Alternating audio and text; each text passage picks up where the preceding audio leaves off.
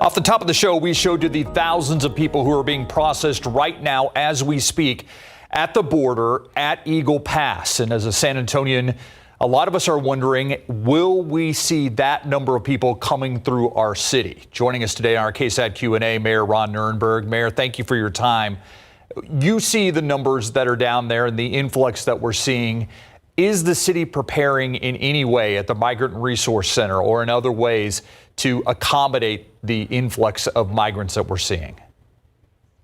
Well, let me start by saying first, Steve, great to be with you. But first, San Antonio, here at the local level, we have no control over who crosses the border. And we don't have control over who comes to San Antonio. This is controlled by federal law. And currently our state of federal law is about 40 years behind the times. And so we've been dealing with this crisis and the impacts of it here in San Antonio as best we can by trying to maintain order, protect public safety, and also treat people with dignity. I will tell you, our migrant operations, our Migrant Resource Center that has been doing those things is at capacity. And I've been making that very clear to our federal officials, to our congressional delegation, to the White House. And so what's happening there at the border is a concern because our resources are stretched thin. And the migrant operation, I should be clear, is federally reimbursed. And at the beginning of the year, we don't have guarantees of whether or not that funding is going to continue to come down our way into local communities all across the country without congressional support and federal action. So it is a big concern, and we are watching it very closely. So with you saying that the Migrant Resource Center here is at capacity, that's not the first time that we have heard that, nor is it just communities like ours in Texas near the border that are experiencing that. There are cities across the country that are dealing with that. Right. Everyone looking to the federal government to do something about immigration. But the question is the here and now. What do we do as potentially thousands of people could be headed to San Antonio? So with that center at capacity, what else can be done to accommodate a large number of people? So and let me also be clear, our portion of this operation has been relatively the same since this all began, and that is San Antonio is a travel depot. Our responsibility is to make sure that, again, protecting public safety, maintaining order, and treating people with dignity, that folks who have asylum hearings are aided in their travel to get to other places. San Antonio does not have shelter capacity, and we haven't run a shelter in the entirety of this migration issue. And so that's the same as it has been from the start. If folks come through, we need to move them out to the places that they're going to, because again, they have destinations that are not San Antonio. We depend on the federal government for the funds to sustain that operation. We don't really have any guarantees as of the beginning of the year. So believe me, I've been working the phones to our congressional delegation, to our federal officials, Homeland Security, and to the White House that we really need some help here, especially as we see what's happening on the border. Cities all across the country are dealing with this issue. Many of those cities are destinations. We are a travel way. And we've had almost 600,000 migrants pass through San Antonio since January 2021. We've been able to maintain order, protect public safety, and treat people with dignity because we've had that Migrant Resource Center doing that operation. But we need some support, and we need federal action. And this, again, is all, by the way, impacts as a result of the lack of immigration reform for the last 40 years. I should also add that the migration issue at the southern border is not unique. This is happening all across the world. And so, again, our charge here locally is to make sure that we're protecting public safety and maintaining order. We're going to stay focused on that. You know, Mayor, we've seen some evolution, I guess you would say, in how the city has handled. Yes, we are a travel hub. This is where a lot of these migrants are bused from the border to San Antonio. Then they get on another bus or a train, or most of them fly. We've seen, you know, the migrant center was first downtown. Now it's moved to San Pedro. There's also another facility that's been opened out at the airport to accommodate the number of migrants that are going to be flying out of San Antonio. Do you see another evolution of, are we going to have more people out at the airport? Are we going to have another facility? Are all hands on deck now? They've been on all hands on deck for the last 2 years, Steve.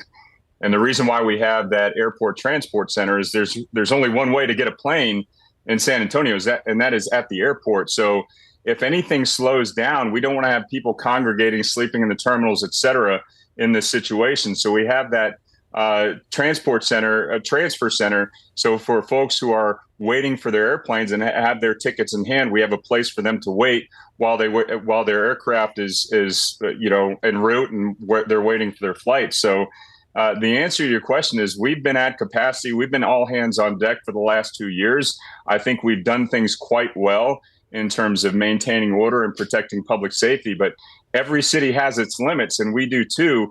We're doing the best we can, but we require federal cooperation from Congress as well as the administration and the departments. And I should add, again, we've had responsiveness and cooperation from Homeland Security, from the White House. This all stems from the fact for the last, again, we're here in 2023. It's been decades since there's been meaningful immigration reform, and so many things have changed. The numbers continue to increase, and we're watching this very closely because our obligation, again, is to keep this orderly and to keep the public safe. I do want to ask you about a law here at the state level here in Texas. Governor Abbott signed SB 4 into law yesterday. That's supposed to take effect in March, which would allow state and local law enforcement to arrest people suspected of crossing into the U.S. illegally. Have you had any conversations with the San Antonio police chief about whether there are plans to enforce that through his department here in San Antonio? Well, we've had some conversations with the legal team about this issue, and here's the reality. Our SAPD, our law enforcement community at the local level, basically everywhere in Texas, law enforcement at the local level is already pretty well taxed with the issues that we have to deal with locally. Federal government priorities, federal government responsibilities like immigration shouldn't fall on local authorities to deal with. We don't have those kinds of resources. So this SB 4, similar to an SB 4 that was passed 5 or 6 years ago, is the state politicizing this issue and bringing it into a political realm so they can have a conversation and campaign on this issue. It doesn't solve the problem, which is that we have people crossing the border under a set of statute and federal law that hasn't changed in over 40 years. So that's the real issue. SB 4 can be, at the end of the day, a hindrance. I'd call it right now more of a political stunt, but we've got to see how this impacts local law enforcement, because that's the bottom line, is we can't do these sorts of things and compromise our own ability to protect our public here at the local level. Mayor Ron Nirenberg, thank you for your time. I think it's probably going to be the last time we're together before the holidays, so I just wanted to wish you and your family the very best. Happy holidays, you all. Merry Christmas and a Happy New Year. We'll see you in 24 and look forward to a great year. Us as well. Take care. We'll be right back. Now to the holiday travel rush. It's expected to be the busiest ever, with more than 100 million people flying to their holiday destinations. And that comes after a powerful storm upended early travel plans for thousands in the Northeast. My daughter was one of them. I picked her up at the airport at 1:15 in the morning.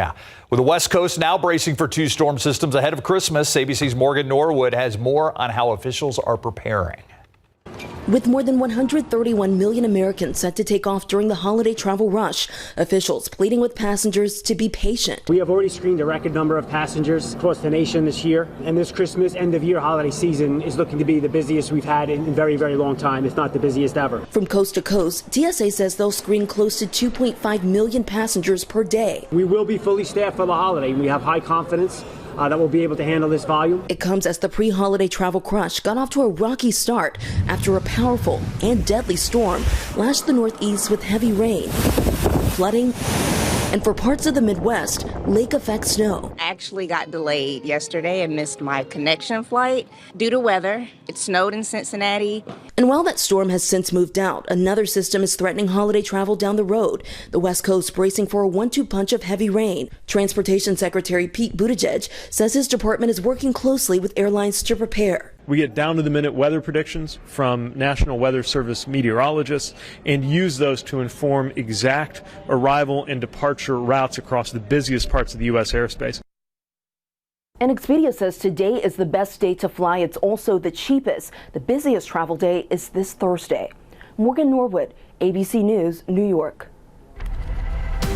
Not quite that bad, but morning travel tomorrow out on the roads here in San Antonio, it won't be pretty, Adam. It could be sloppy. Sloppy. Slop. Slop. We're going to have some morning slop in the days ahead. It's just that dampness that we often see, especially this time of year with longer nights, and that leads to fog and some moisture. But some good news. We have a thermometer ornament winner, 100% homemade, Donna Wills of Bernie. Go to KSAT.com/thermometer to enter that drawing. I'll be back to show you where we have some snow and where there's likely to be snow by Christmas Day. How far would you have to travel? We'll get to that in a minute. Okay, so when are we expecting all of this lovely morning to begin tomorrow? And am I the only one when I hear sloppy, I think of like lunch, like in Sloppy school? Joe's? Sloppy Joe. And Saturday Night Live. Yes. Sloppy Joe, sloppy Joe. Sloppy Adam Joe, Sandler. sloppy Joes. Yeah, I think that's what I think of. That came up when we were talking about our total eclipse planning. I'm like, Yeah. I think I'm just going to bring that to where we're going as one of the meals there, because we'll probably spend a few days, to site. Anyway, yeah, good times. All right. Let's talk about the snow. Where's the snow and the real type of slop that you can get this time of year? Really, the snow cover is not very impressive across the lower 48 right now. Alaska has a ton of it around here. We really don't have that much. Now let's go forward in time all the way through Christmas Day, and we're going to add a little bit more, but notice not a whole lot. Just a little swath from Colorado into North Dakota into northwest Minnesota. This is going to be a brown Christmas for a good portion of the northern U.S. that has better odds of having white Christmases. Now, if you want to get into some snow, you're going to have to go to the ski resorts of New Mexico or even Colorado. So we're talking 11, 12, 13-hour drive is what you're facing in order to get to those areas. But that's where you'd have to go. Actually, it's been very good for those ski resorts lately because of those wound up cutoff lows that have been moving through, and they've been giving the higher elevations some good snow. This is beautiful. Yesterday we had a very nice sunset. We were watching that live when we were doing the Know Your Neighborhood segment. Even this morning, a beautiful sunrise because of the nice clouds overhead, the mid clouds, the high clouds. So a beautiful sunrise this morning. This is taken from downtown Federal Courthouse. So thank you for posting that photo. You can always upload them to KSAT Connect via the Weather Authority app. Here's a look at some of that cloud cover that's streaming overhead. And this is a response to that wind, that flow coming off the Pacific Ocean, which is going to be more prevalent in the days ahead. We actually have a weak upper level high that's starting to break down and move out of here. And that's going to be replaced by another wound up upper level low moving into the Four Corners, bringing more higher elevation snow, northern New Mexico, even much of Colorado, the higher elevations getting that snow. Otherwise, we've got this southwesterly flow aloft. That gets a little dirty at times in the sense of little impulses of energy periodically. And then this system's going to sit and just spin over the lower 48 here for several days. And it's going to bring some precipitation, just only a little bit of snow on the cold side of it in the Dakotas in northwestern Minnesota, otherwise some areas of rain. For Texas, up to 2 inches or more from Dallas to Waco to Houston and eastward. Around here, maybe half an inch over the next 5 days, but a lot of damp sloppiness in the mornings. 30 to 40% chance pretty much every day tomorrow through Sunday. And then Christmas Day, that drops to 10%. But for the morning, drizzle is likely. Notice our dew point trend. It gets humid. It's going to feel spring-like in terms of humidity Friday, Saturday, and Sunday. Tomorrow we start at 53, 70 degrees by the afternoon. We'll break free from that morning fog and drizzle, but it's going to be more widespread and last a little longer Thursday, Friday, Saturday, and Christmas Eve. All right. Thanks, Adam. We'll be right back. Just one day after signing Senate Bill 4 into law, Governor Greg Abbott and the state are being sued by immigrant rights organizations. The law allows local and state law enforcement to arrest as well as deport people they suspect crossed into the U.S. illegally. The groups against it claim the law now violates the U.S. Constitution. It is scheduled to go into effect on March 5th. A San Antonio nonprofit recorded a huge spike in the deaths of unsheltered people in Bexar County this year. According to SAM Ministries, they've recorded 326 deaths this year. That's nearly double the previous record last year. The CEO thinks the spiking stats due to a combination of them being more aware of those deaths and there simply being more of them. San Antonio police are investigating after a man was shot and killed by his uncle during a dispute. This happened at a home on Laven Drive near Culebra. Officers say the uncle shot and killed his nephew in the backyard before then calling police. The uncle was taken into custody. It's unclear what charges are expected to be filed. That's your 60-second recap. That is all our time here on the news at 6. Thanks for watching. We'll see you back here on the Night Beat at 10.